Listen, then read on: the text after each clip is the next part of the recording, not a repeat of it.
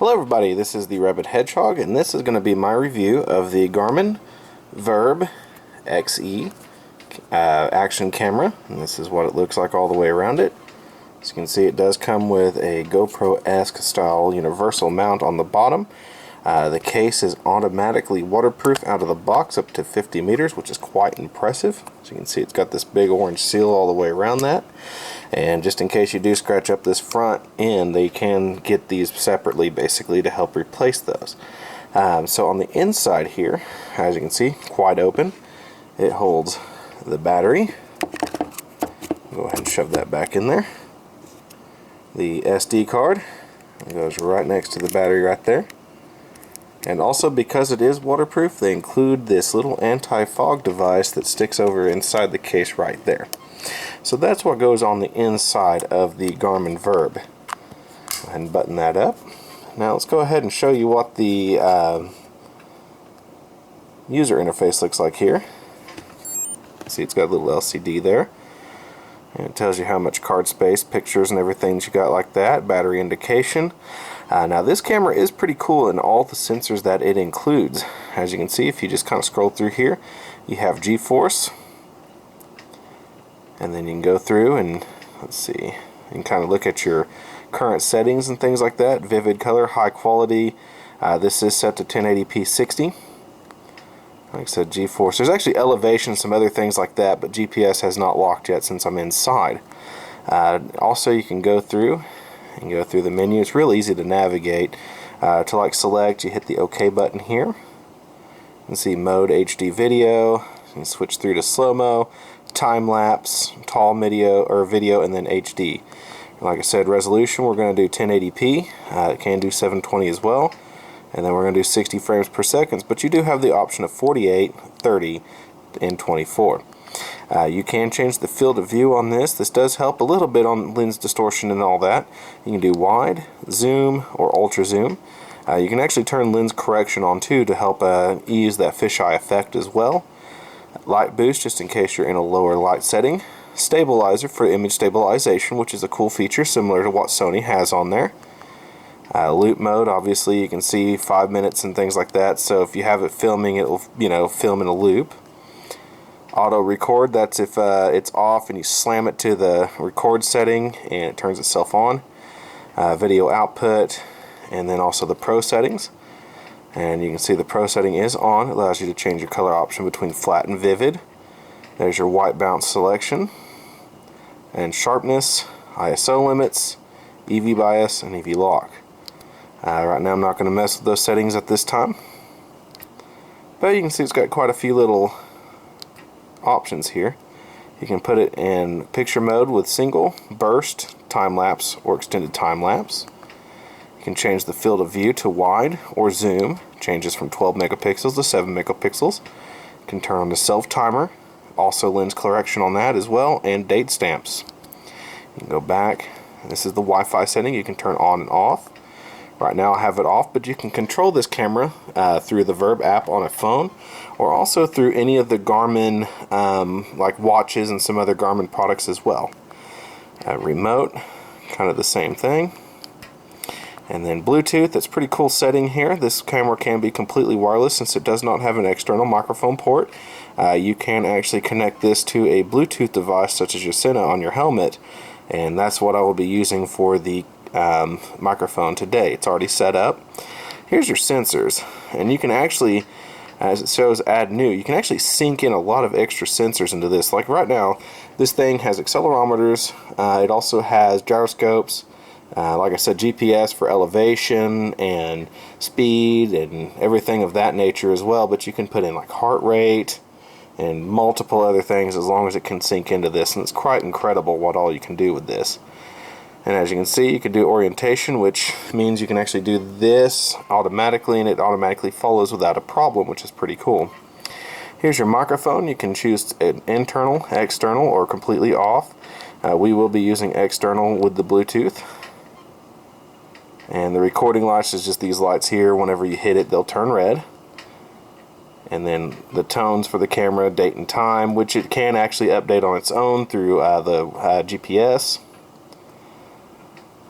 There's your unit selection, and everything. Just kind of go through here. And that's about it. Format the card right there. So as you can see, quite a bit of info on the menu. Real easy to use though. And like I said, when it comes to these lights and things like that, that's what you'll see whenever it's in standby mode. And when it's charging, you'll see these two green lights. You'll see the one on the front here, one on the side, or the top here. So that's what you get whenever you switch it to record. You'll see that they both turn red. Like so. Get the indication of what it's doing. Shows 1080p by 60 at the bottom. GPS has finally locked, but Bluetooth was not found, so it's not locked there.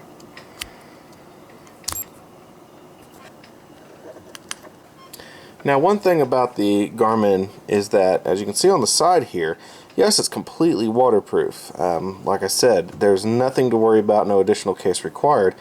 But what's that on the side? Well, Garmin uses a proprietary connection, as you will see here. And that's for charging and also downloading as well. It simply connects up, let me see if I can do this here, like so. It connects to the back and there to the side. You can connect it regular USB though to the computers, as you can see, and that'll allow you to download everything that's on the card, or you can remove the card and do the download yourself. The only thing is it being that it is a proprietary connection, it's not as helpful as a GoPro or even the Sonys, which use pretty much mini B or micro USB that you can pick up just about anywhere. This one is strictly Garmin only. You have to buy it from Garmin. So that's one of the downfalls to this camera, one of the only ones I really see. Let's go ahead and leave the bench here, and let's go ahead and take it out and show you what it looks like on the bike. Alright, here we are on the bike with the Garmin XE Virb.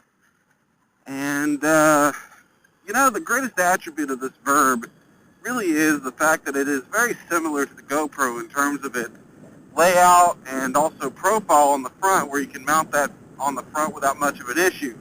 As you can see in the earlier video, the Sony definitely is not a forward mount type camera, even though it can be done, just not the best one for it.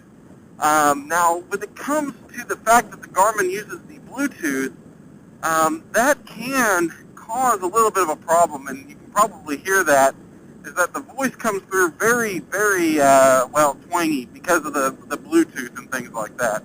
Now, it's not a bad thing. It's not actually bad at all because it keeps the whole system waterproof. I mean, as long as your antenna and all that is waterproof and ready to go, then you're good to go. And that's the great thing about it. This is a camera you can actually motovlog in all weather. The Sony is splash-proof on the body, but you have to have that door open on the bottom of it for the microphone to be able to connect to it. And the GoPro is kind of the same way, where you have to have a skeleton case, and then you have to kind of put in the, you know, adapter cord and things like that through, that if you drill through your case, it's no longer waterproof, or if you use a skeleton case, it's definitely not waterproof as well. So that's kind of the downfall of those two cameras compared to this one being completely reliable, or, you know, or reliant on the Bluetooth. But still, you don't get the sound quality that you do with the other two, for sure, because you can use external microphones with those other two, and you can't do that with this one as clear. Now, you can buy a high-definition Bluetooth set that may make it sound better, so there is some upgrades that you can do. So it's not a complete downfall. Now, the cool thing about the Garmin, though, is when you're on a bike or in a plane or in a car or in a lot of other things, is the G-Matrix system. Now, that thing is pretty cool. What I'll do is I'll take a piece of this video here and show you what I mean. I'll put it on the bottom here, is it gives you like your stats and what you're doing, like how fast you're going, the elevation changes, your acceleration, your G-load, everything. It's so freaking cool. You know, and it'll give you the direction of travel. I mean, there's a lot of cool things that this thing can do that the other cameras just do not have, and that's the benefit that this thing has by being made by Garmin, which is traditionally a GPS company. You can get all that extra features and, you know, just packed into this little package, and that makes it pretty cool. Now, when talking about the actual quality of the camera itself, I mean, the build quality of the outer case is awesome. like I said, 50 meters without any additional items needed is quite nice for waterproofing. So if you ever get stuck in a sudden rainstorm, then you are safe and you're good to go. You don't have to worry about anything. You don't have to worry about the camera frying itself or anything. You just get to ride in peace. But also, the materials are really good. The lens on the front of it is a flat lens, and that helps out quite a bit with distortion. The Sony's being a round lens with round lens protectors around everything, you get quite a bit of lens distortion on the ends. These flat lenses, like on GoPros and this Garmin, actually help ease that distortion effect and problem. Also, the Garmin lens is treated with a hydrophobic solution as well. That way, in the event of rain or anything, then you're going to have a good time of it actually catching good video still, because the rain won't cling to the front of it. It's got that hydrophobic treatment on there, which just kind of runs away from it. So it's kind of cool about this thing. And you can shoot underwater and things like that. I'm not going to do it because this is for a moto vlog. How good is this camera for moto vlogging? Not everything else. That's why I won't even do the external microphone. There's no point to, because you're not going to really use the external microphone whenever you're moto vlogging. You're going to use something connected to it like Bluetooth or something else. So when it comes down to the Garmin as a camera, I mean, if you look out into the distance, and like I said, I'm running everything on 1080/60 using an XE card capable of 50 bit or megabits per second on the streaming. And you'll see that this camera does offer a fairly good picture. However, in the distance, it just doesn't have the dynamic range of either the Sony or the GoPro. It does suffer from several artifacts in the lens, basically. There's several distortions and things like that it just has a hard time with. And, I mean, it doesn't detract from it, though. It's not terrible, but it's noticeable enough versus the other two that it's competing with, that you kind of go, okay, well, they're GoPro. They're not a GoPro. They're Garmin. They're a GPS manufacturer. So, you kind of get that. Man, there's a lot of dead squirrels today. But, it's not bad. It's not bad enough to say this is a terrible camera, don't ever use it. I mean, it has probably a little bit less distortion than even the Drift Ghost or some of those. I've watched several videos of both of those, and it just seems like this one does pretty good. Also, the image stabilization on it helps this thing so greatly versus the jittery effect of the GoPro. That's a great thing about this camera, and also the Sony, is the fact you do get image stabilization, which when you're on a motorcycle and you're on roads, especially in Oklahoma where they're falling apart everywhere, then it helps you out because you don't have that jittery effect. I don't know if I can even do that with my helmet or not, but you don't get that effect like you do with the GoPro where it jitters and helps cut the image and all that other stuff. It's just terrible. But these two, the Sony and the Garmin, definitely with the image stabilization, aids that so much more and provides, like I said, a very good picture for what it's worth. Like I said, a little bit, distorted in the distance and things like that because the dynamic range isn't as good, but not as bad. It doesn't come out as natural, as colored as the Sony does, and it doesn't quite come out as vibrant as the GoPro. But overall, it still comes out as a great image. You guys can leave comments below on that and let me know what you really think of it, and compare this one to the other two cameras that I'll be doing as well. Just watch all three of them. I don't want to do these side by side because each of these will be recording in a slightly different format. The GoPro and the Virb here will do MP4, but the Sony is going to be in a completely different format because it's in its Pro mode. I think it's like ASCE or something like that. I can't remember its extension, but it's a different formatting, and that'll distort the way it looks if I put them side by side because it has to convert it to MPEG, and that will distort everything, and I don't want that. I want them to be, what they look like for real. But at any rate, when it comes down to the final review of the Garmin, really the cool thing of this camera is all the data that you can take with it. This is like the camera for track days. If you're going to go out and race your bike around the track, this thing has a track function where it will map the track, keep tabs of your line. It will, you can even do lap times and things like that through the system and the Virb editing. which is really awesome. That way you can use this thing for that kind of purpose. You get your speed, which is highly, highly accurate. It's much more accurate than the Sony GPS on the AS100Vs. So you get very good, accurate GPS. You get awesome telemetry. You get your G-forces and what you're doing in the turns. You get your direction. I mean, it's just so cool, everything that you can do with it. So I definitely have to give this camera some props for the extra data and the good video quality and the fact that it's waterproof out of the box. It can be completely wireless, so you don't have to worry about stuffing any wires in your or in your helmet or anything like that. You can just use your existing Cine device, and that way you can just patch it in Bluetooth.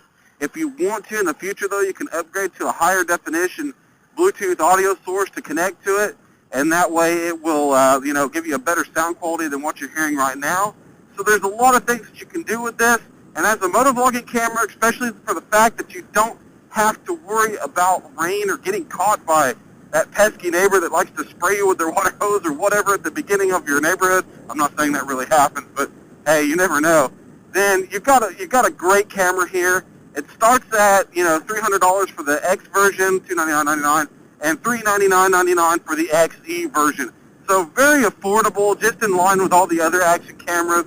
But it comes with all the cool sensors, and also another, like I said, you've got that option in there where you can do like heart rate and all that other stuff. I mean, could you imagine doing a track day and you see what your heart's doing and all that too?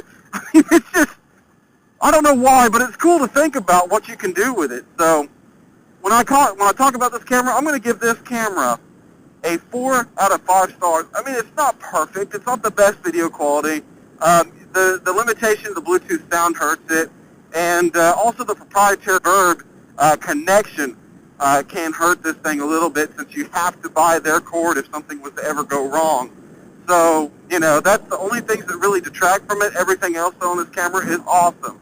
This is the Rabid Hedgehog, and if you have any questions about the Garmin Virb XE, leave them in the comments below, and I'll answer them as best I can. And I'd like to thank whoever it was that donated the camera for the review. This is awesome. Keep the shiny side up, folks. Have a great day.